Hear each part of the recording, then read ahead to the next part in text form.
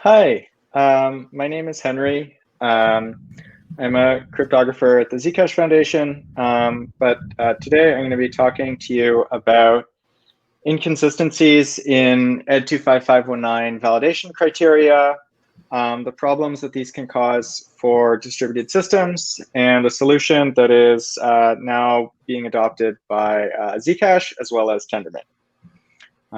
So to start off, let's just kind of recap some basic stuff about digital signatures. In a digital signature, you have a signing key and a verification key.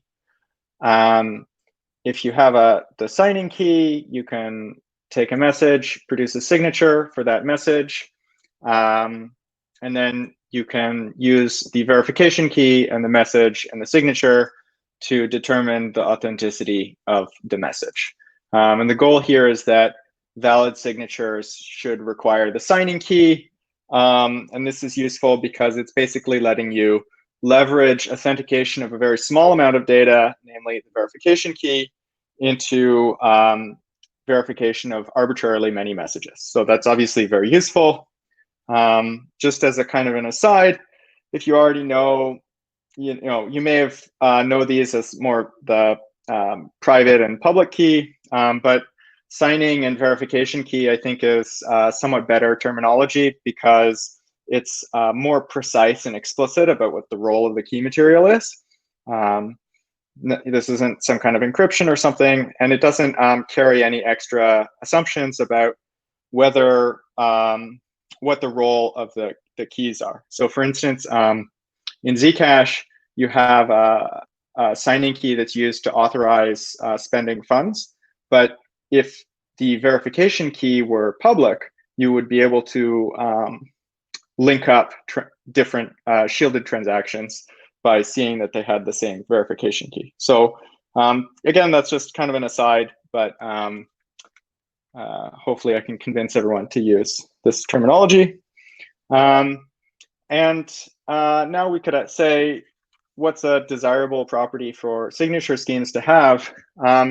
The property is that a signature scheme should specify, first of all, which signatures are valid, and then second, which signatures are invalid. And this is useful because then our implementations can accept all of the valid ones and then reject all of the invalid ones. So the way that I've stated this, it sounds very basic and obvious, but this property is actually very critical when you're using a signature scheme in any kind of consensus application.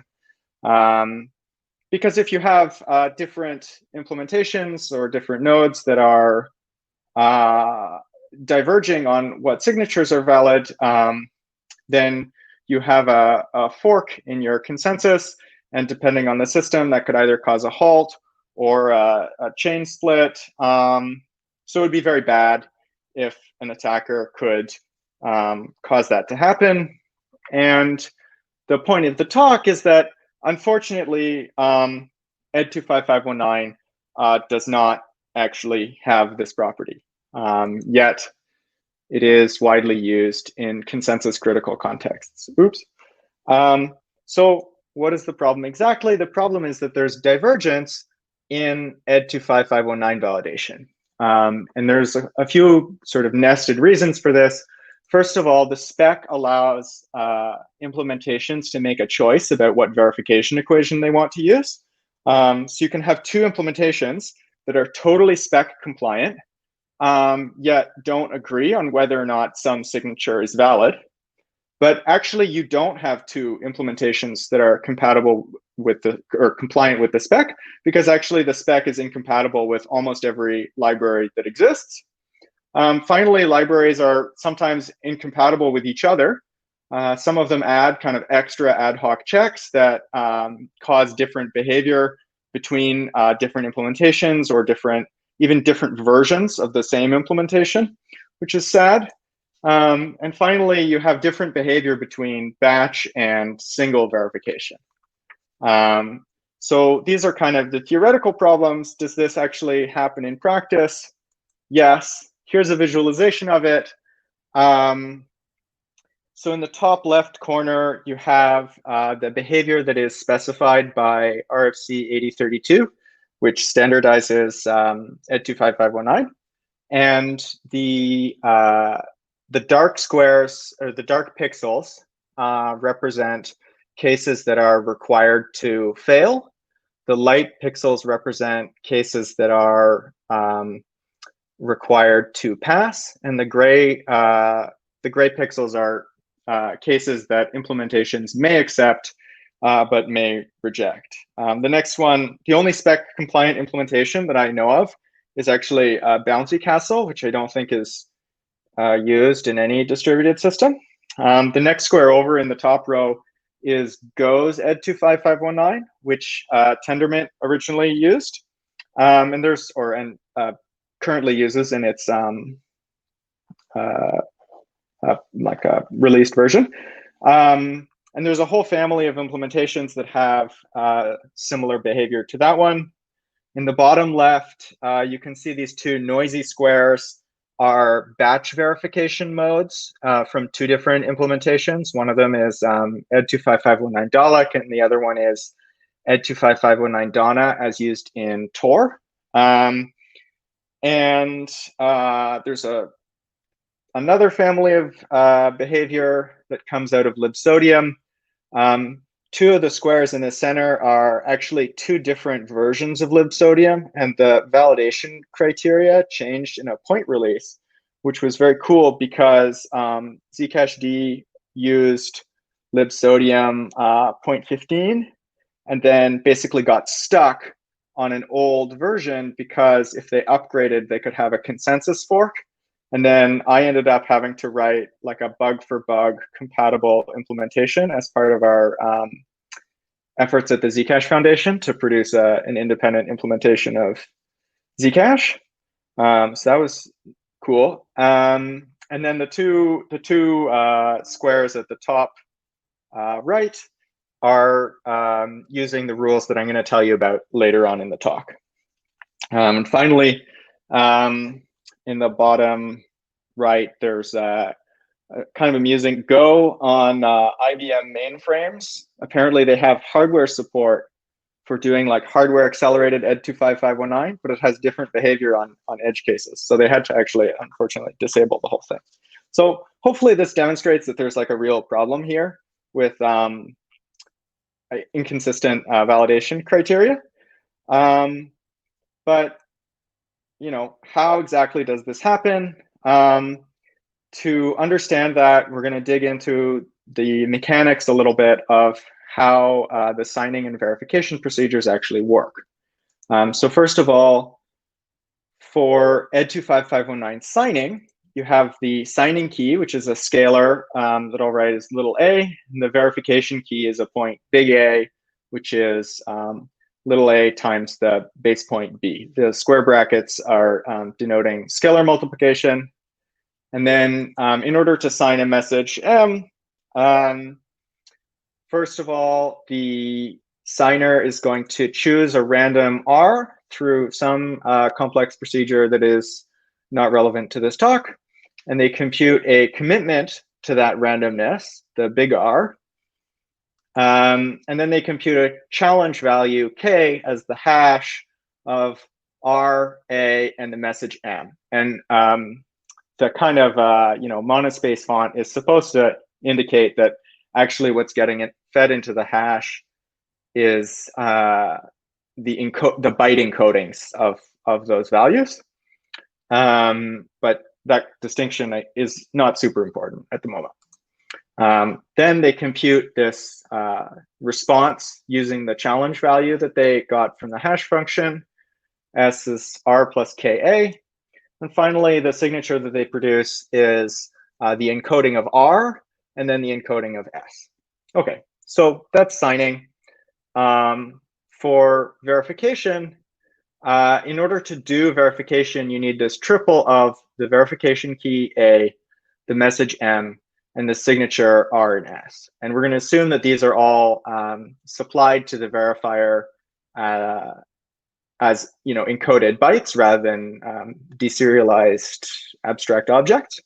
So to verify this triple, first of all, we're going to parse S from its encoding. and then we're going to parse A and R from their encodings, and then we're going to recompute K as the hash of R, A, and M, and then check one of the two acceptable verification equations, either R equals SB minus KA, or the same equation, but with both sides multiplied by 8. And finally, some implementation might perform, some other ad hoc checks at any stage of this if it decided to do extra stuff. So just as a quick kind of pause, why does this actually work?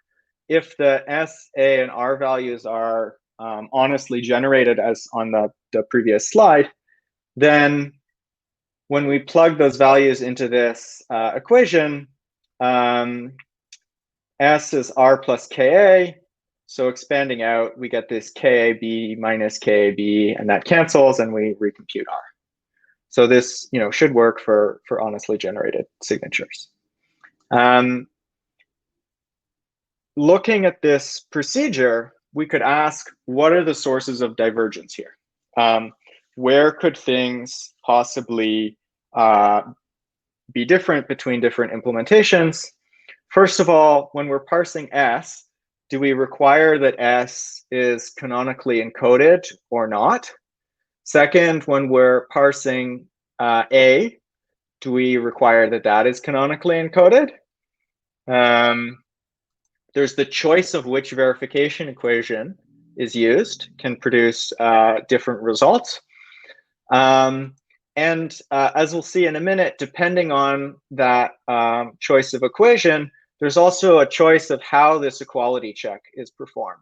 And that has implications about whether or not the R value has to be canonical. And finally, if some implementation performed some extra like bonus checks, that would also be different.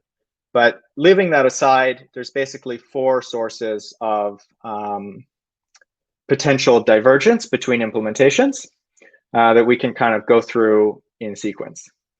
The first one is this choice of whether or not to require a canonical S value. So S is the only component of this signature triple that is not included in a transcript hash, which means that it could be changed. It's encoding an integer mod the group order, Q. And that means that some third party could replace S by S prime, which is going to add a small multiple of Q. And then they would get this R and S prime that would still pass verification because all of the group operations are done mod Q. So what does this get someone? They can't produce a signature on a new message M prime that wasn't signed with the original signing key. But what they can do is they can produce a new signature on an already signed message M. So this isn't like, so bad, but remember that our goal is, to be precise, like the strong version of existential unforgeability. We don't want anyone to be able to produce any valid signatures without having knowledge of the signing key. So there's an easy fix for this, which is you check that S is canonically encoded. This is required by the spec. It's very widely implemented. So I'm not going to sort of dwell on it as another source of divergence because the later ones are more interesting. The second potential source of divergence is the canonical point encodings. So this is a little bit more subtle of an edge case because unlike scalars where it's easy to see how every scalar could have these other representations, there's actually only a few curve points on the underlying elliptic curve that could be encoded non-canonically. There's actually exactly 26 non-canonical encodings. But the encodings of A and R are included in the transcript hash. So that means that they can't be changed by third parties, but they could be chosen by a signer who deviates from the protocol. Because they can't be changed by third parties, there's almost no implementations that check this on while decoding group elements. But the spec added a requirement to do this check years after adoption, which made the spec incompatible with every single existing implementation at the time that it was written. So that's somewhat unfortunate. The third item on our list was the choice of verification equation. Recall that we had these weird thing where you could actually choose one of two different verification equations. The first is this unbatched or cofactorless verification equation. R is SB minus KA. And the second is this batched or cofactored equation where both sides are multiplied by A. The reason that there is these two equations is ultimately that curve 25519 does not have a prime order Q, but it has an almost prime order 8 times Q. And what this means is that there are 8 small order so-called torsion points, where if you multiply that point by 8, you get 0. So if a signer deviates from the protocol and includes torsion components in their verification key or the commitment to their randomness, you can end up with signatures that might satisfy the batched equation, but fail the unbatched one, because in the batched equation, everything is multiplied by 8. So any of those little low order points will get nuked. But they might not be removed in the unbatched equation. And for various reasons that I don't want to get into, but are discussed in more depth in the blog post that I'll link at the end, if you want to do batch verification, you really need to use this batched equation that includes the multiplication by this cofactor 8. There's not really a security risk exactly if a signer deviates from the protocol, because that means that they're, if someone can control the verification key that you're using to verify signatures, they can get you to verify anything. So there's not exactly a security problem here, just a consistency one. And then the last source of potential inconsistency is the choice of equality check. This one is actually quite fun. So implementations that are using the unbatched equation are going to recompute R prime by computing SB minus KA. And so instead of decoding R that was given and checking the equality of two curve points, they could re-encode their recomputed R value and then check that it is equal to the encoding that was supplied. And the reason that this can cause a bit of a divergence is that if the encoding function produces canonical values, R prime will be canonical. So this optimization kind of by accident checks that the R value that was supplied was canonically encoded. And I think this is sort of fun because it leaks like a pretty subtle implementation detail into some externally visible behavior, which is always nice. And so, with all these details kind of laid out or recapped, we can revisit the divergence diagram and dig into it a little bit more and see whether we can connect some of the graphical features to those sources or causes. So to explain how this diagram is structured a little bit more, it's a set of test cases that are made up of small order A and R values. There are 8 canonical encodings of small order points, and there are 6 non-canonical encodings of small order points. So together that's 14 by 14, which is 196 test cases.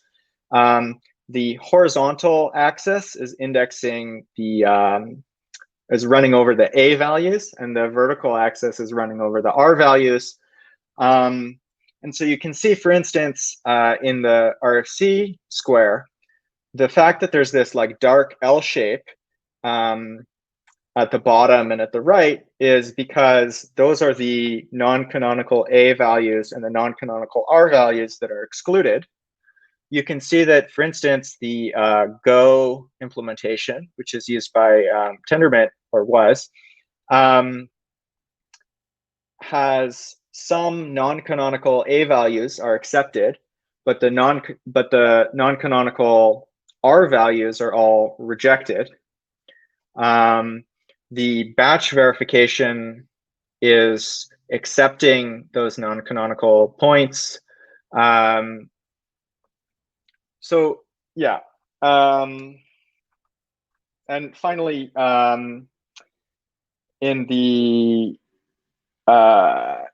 Ed25519 zebra squares, all of these small order points are accepted because both of those implementations use the batched equation. So this is clearly, there's some problem where there's all these implementations and they don't really agree on each other. That's unfortunate. How do we fix it? The fix is essentially you have to precisely specify the behavior that you want. And we saw before that there were sort of 4 main sources of divergence. So you could specify each of these different choices, whether we're having these canonical values or not, what equation we're doing, etc. But actually, there's only 2 basic choices here. The first choice is, do we want our new rules to be compatible with existing signatures or not? And if you want to be compatible with existing signatures, then you have to accept non-canonical point values or point encodings, because those are currently accepted by some implementations. So if you reject those in the future, if you make your rules more strict, then you may potentially end up rejecting signatures that are already in your chain or something. So that's not great. And then the second choice is, do you want to support batch verification or not? If not, or if you do want to support this, then you have to use the batched equation. So those are kind of the 2 sort of fundamental axes for this problem. And for when we came across this in the case of Zcash, we wrote up a set of more precisely specified validation criteria that's called ZIP215. These criteria are compatible with existing signatures. They support batch verification, and they've been adopted by both Zcash and Tendermint. There's 2 implementations at the moment. One is in Rust, which we made for Zebra, which is the Zcash Foundation's Zcash implementation. The other one is a library I wrote called Ed25519 Consensus. It's written in Go. And just to kind of finish out the talk, we could ask, what did we learn from this? Other than not to do it again, the biggest thing is actually know what your consensus rules are. There's a lot of projects that use Ed25519, but don't have any particular kind of specification of exactly what set of criteria there are. And so they end up basically baking the details of whatever library they currently happen to use into their de facto spec. And particularly in the case of projects using libsodium, this is a problem because the libsodium rules are different from other implementations or even different from other versions of libsodium. So for instance, if you tried to write some code that uses libsodium to interact with a Tendermint chain, it's possible for someone to create crafted signatures that could make those 2 implementations split up. The second thing that I think is good to learn is adding extra checks pose their own risks. So I think that there's a kind of a tendency coming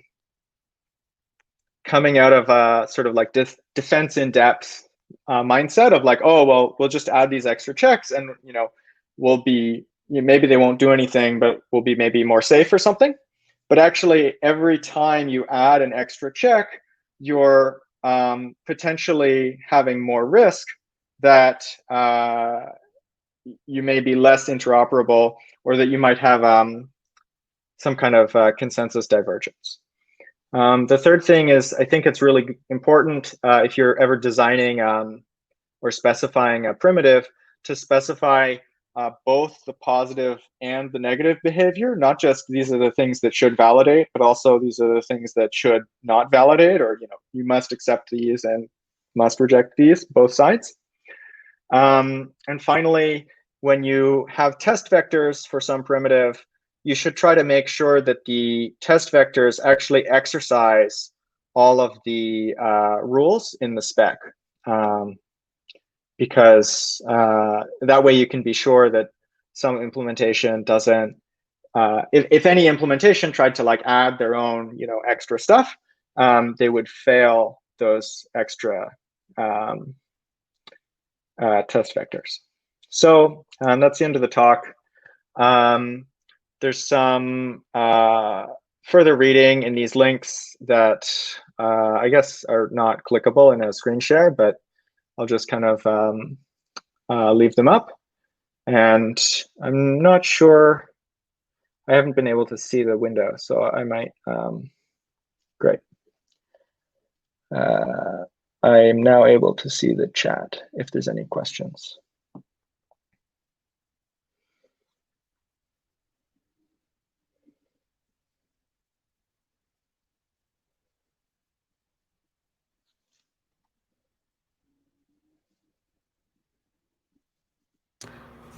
Cool.